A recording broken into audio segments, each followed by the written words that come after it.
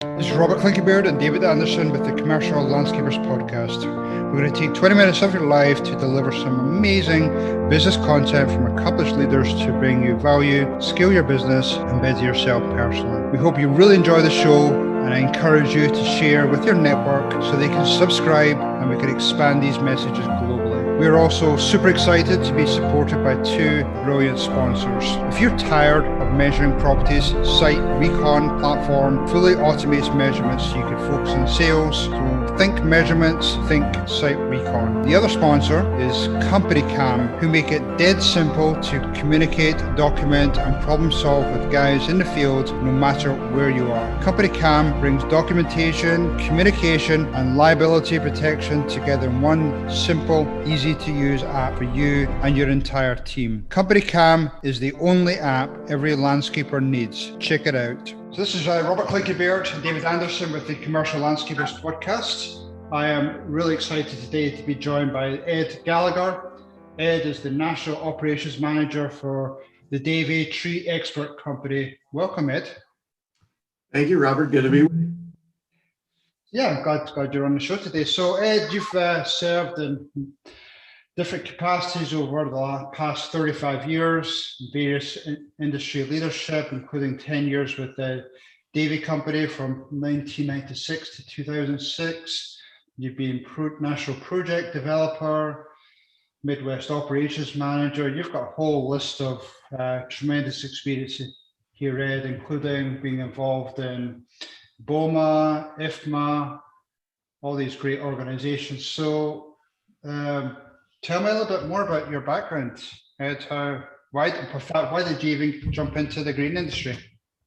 Yeah, great question. Well, I had 9 brothers and 2 sisters, and I tried to figure out a way to keep us boys busy. So he was on the board of a cemetery and decided to actually create Robert Gallagher Cemetery Company. And so at age 13, that's where we went, and we worked on the grounds. And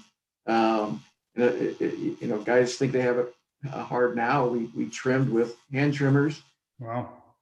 So anyway, that was the first part, and I loved, working outdoors and seeing every day that I could walk away and I've done something.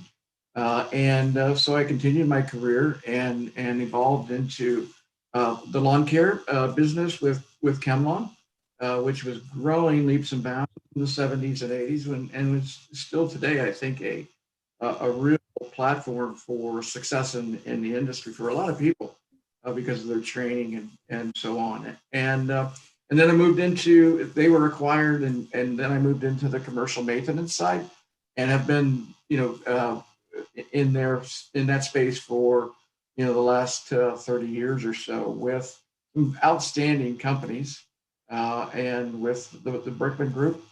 First with Davey, we really actually started the commercial business in Davey and separated it out in 1996 and continued to grow it. And then I left a great company and went to work for Brickman and learned a lot of business methods and processes. And again, they obviously were acquired. And but fortunately, I still had some street cred with Davey. Good. It didn't burn any bridges, and ended up back with this unique and very, very culture depth company. So that's my background. That's great. Very impressive.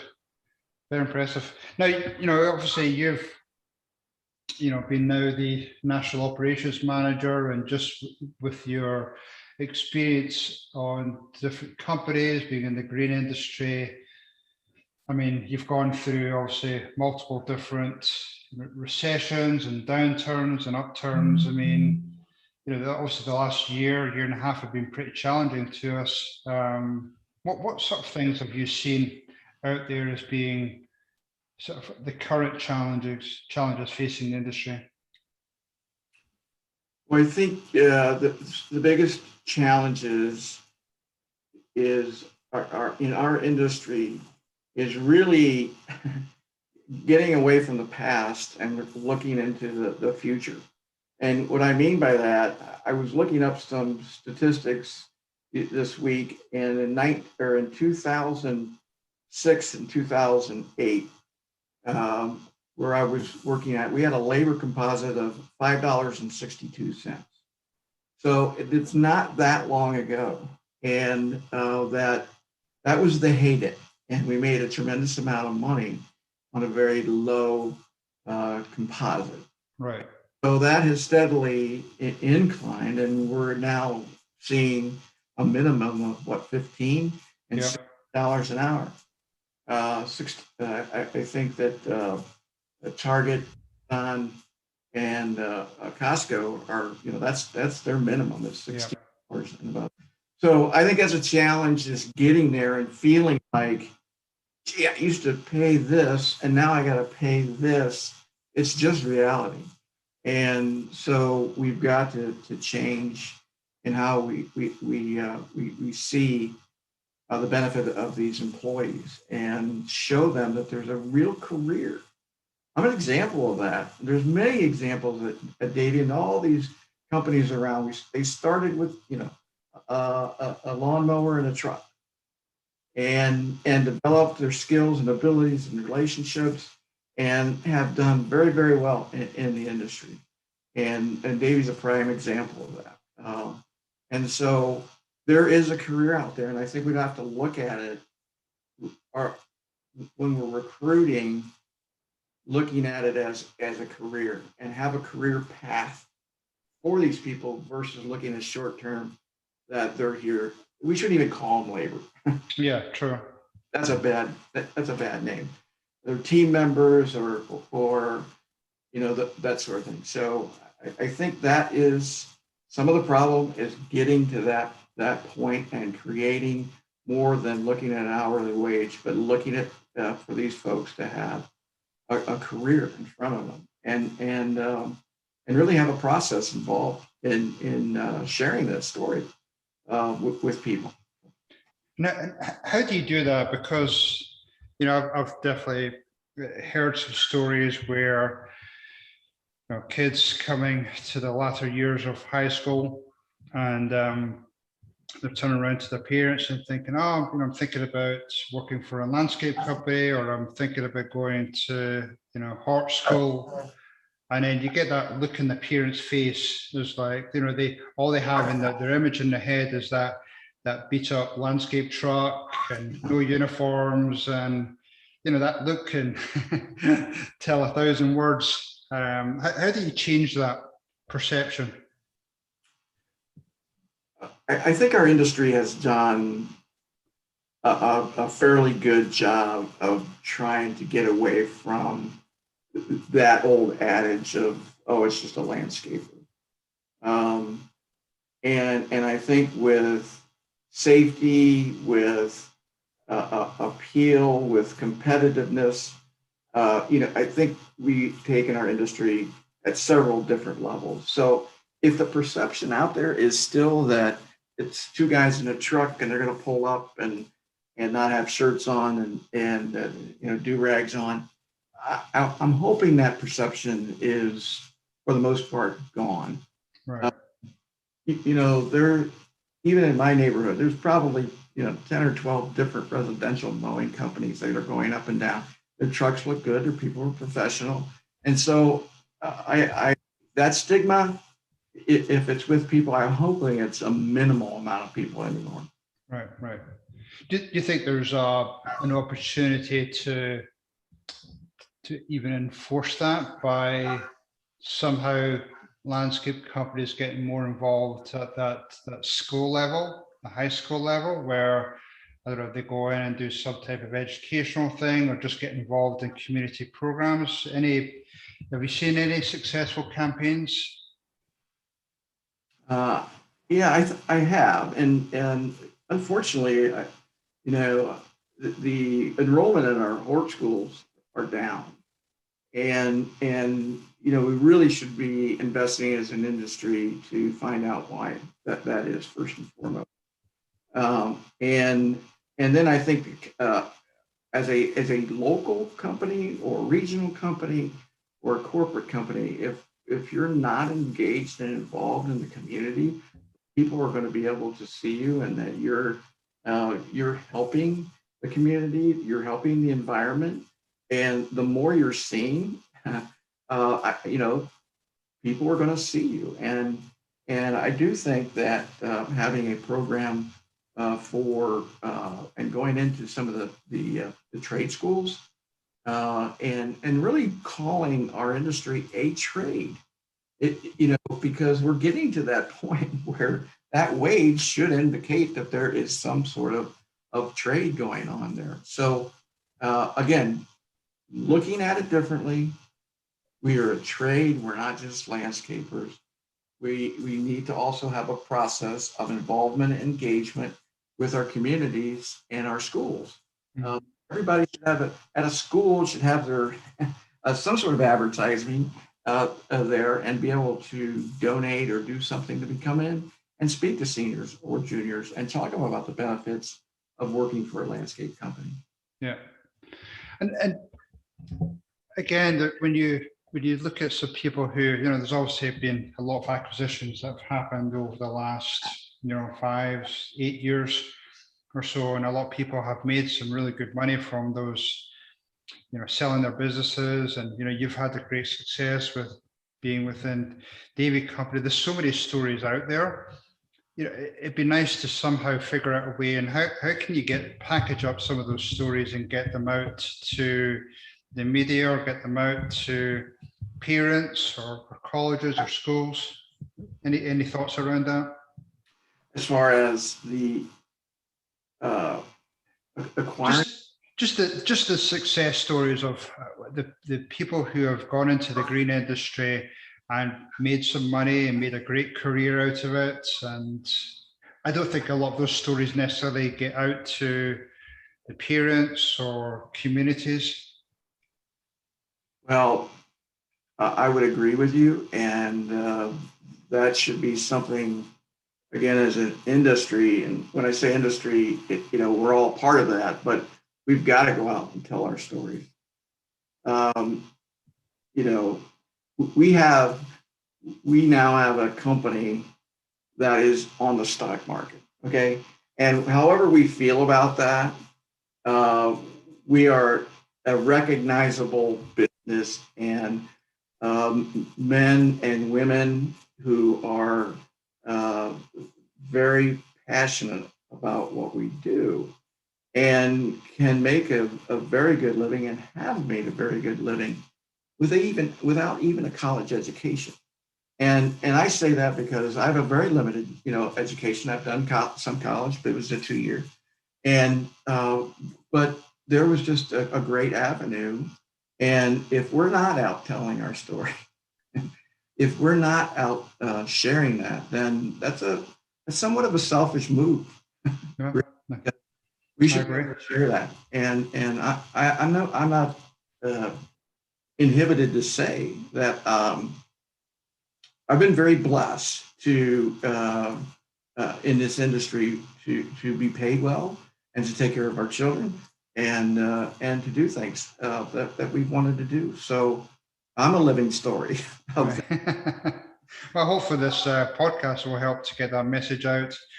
Now, one of the things you touched on there was, you know, women in our industry. That I think that's definitely an untapped resource. Or, you know, I know some companies are using women and are on moors, and their attention to detail around flowers and a bunch of other things in industry. But then I come across some owners who have never even considered that as an option.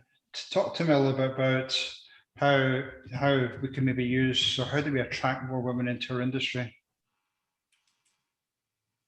Well, I think again is the acceptance of that having, you know, women in the industry. I mean, we are predominantly male industry, and I've seen changes in that happening, you know, over the last 10 years or so.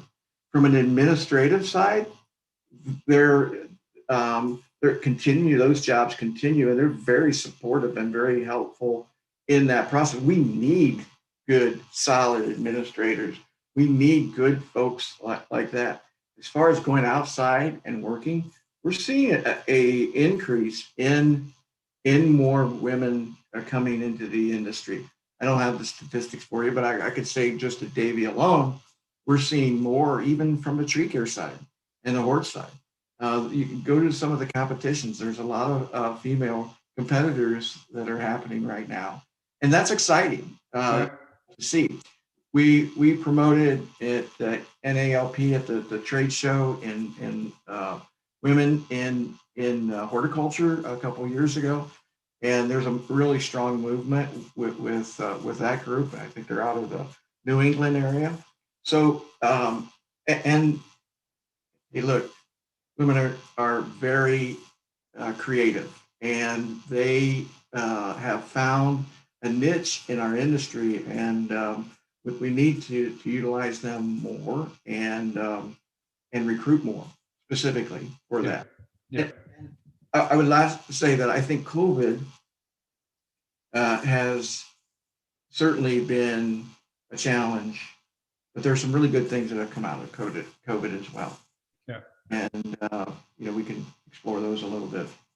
Yeah, just so talk to me about some of the other things you see around, staffing or labor. Any innovative ideas out there where you've seen things work or not work? Well, I would say, Robert, and those listening, that if there is a talent acquisition problem and a talent acquisition retention issue, then is it really an employment problem? Is it really a labor problem? Are we pointing over here and saying it's that problem, but we have a blind spot for over here, that maybe our leadership and our culture is not sustainable for that talent acquisition and that talent retention? And I would challenge those in our industry who are screaming, I need people, I need people, I need people, that what are you doing on the other end to create a culture, to create a leadership, create a very open door, diverse organization? And there's no magic bullet except for us to look at ourselves and say, what can we do, versus continually using, I don't have the people. I don't, in some cases, don't think there is a labor issue. I talked to a gentleman this morning from Progressive Insurance and asked him, are you having issues with employment? And he said, no. He said, we're getting 30,000 applicants a month. Wow. A month. And he said, the problem is nobody leaves Progressive when they come. And so they've created a culture that allows retention and keeps customers and keeps employees and have that career path that moves forward. Well, that's a totally different industry, and I understand that. But I would say, from a Davey perspective, if you looked at our average employee or our average leader, they're probably 30, 35 years in just with Davey. Wow, that's impressive. Created a culture that from the standpoint of people can see a career. It's an ESOP, so there is buy-in and ownership, and that would be something else as an organization to look at. Are your people being able to invest in the company? No, I would agree with that. Yeah, there's so many stories out there, like Progressive, and another one is the Container Store, where they have a good culture, they pay their employees well. And I think a lot of people spend so much effort on bringing new employees in, but then once they're in the company, they somewhat tend to forget about them. And they don't have a good onboarding system. They don't talk about their core values. They don't reinforce those core values on a regular basis. So I think you're spot on there that it's very easy to blame a lack of labor out there, but you almost have to a little bit look at yourself, see what's going on in your company. You know, if you look at from a sales perspective, so, you know, if you're only retaining 80% of your clients, your customers, to grow, you've got to get that 20% back plus, right? And that's difficult. If you're losing 60% or 50% or 40% of your employees, and you have to continually, what is the cost analysis on that? And so whatever a company can do, the onboarding process, a roadmap of career, a culture that provides respect and diversity, and all those sorts of things we can control, Robert. So when I hear about the labor, I know we have issues, but it's a lagging indicator. And so let's look at our blind spots and look at each other as leaders and say, what can we do to change our culture or improve our culture, and get our employees involved in this movement of sustainable retention and talent acquisition. No, that's a great point. So we're getting close to the end here, Ed, but you know, if you've got a company listening right now who have done not a great job of their culture and their core values and retaining employees, but meanwhile they're really desperately trying to find employees, I mean, what would be the first one or two things they would start to do in a tangible way within their company, just to try and get that ball rolling, just to improve their culture? I think it would be good initially to engage their existing employees and bring them in and have more of an open forum with them on, you know, how can we improve, and you know, get their buy-in. You know, for a while, companies were, you know, getting together and having task forces and coming up with issues and problems, whether it's equipment or people or what, and get task groups together and say, here's a problem we want you to tackle.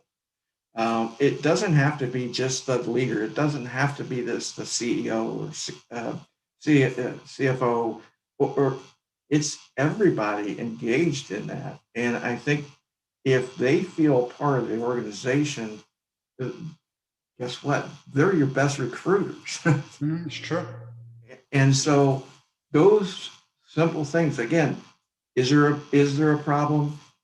I don't think it's as significant as what we're saying, but as a leader, these are things we can fix internally. We do have control over this if we get away from our blind spots and look at it, engage our employees, bring them in, talk about it. How can we overcome this, and what part can you play in it, instead of just they get in the truck in the morning and they're gone. Right. Yeah. No, that's great points, Ed. I think you've hit on some real hot topics there, and something that I think people should definitely consider.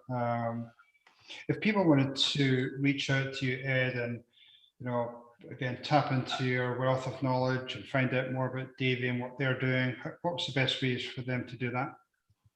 Sure, they can just email me at ed.gallagher@davey.com. Okay, awesome. Anytime, love to talk. It's time, you know, over the last few years to give back to the industry, and we want to continue to do that in any way we can. And I love this industry and the people that are in it, and the passion behind it. So let's continue to grow it. Let's continue to grow our people and do things differently and change the culture. No, I agree 100%. Yeah. Thank you, Ed. Yeah, I really appreciate your time today. Great chatting to you. Hopefully we'll stay in touch. We'll get you back on. I'm sure there's so many other topics we could dive into. So thank you again, Ed. Have a great day. I'd love to. Thank you very much, Robert. It was great. Okay. Thank you. Bye-bye. Bye. Hopefully that was pure dead brilliant for you today, and we've got some great takeaways for your business and your personal life. This is Robert Clinkenbeard along with David Anderson, and we'd love to get you and your friends to join us on our journey. Two quick things before you go, listeners. Check out our website, thecommerciallandscaper.com. You can subscribe, you can share with your friends, but more importantly, check out our sponsors. We have Site Recon, who are going to help to capture measurements on your property and create a really streamlined process. And we have Company Cam, who make it dead simple to communicate, document, and problem solve with guys in the field, no matter where you are. Thanks, everyone. Cheers.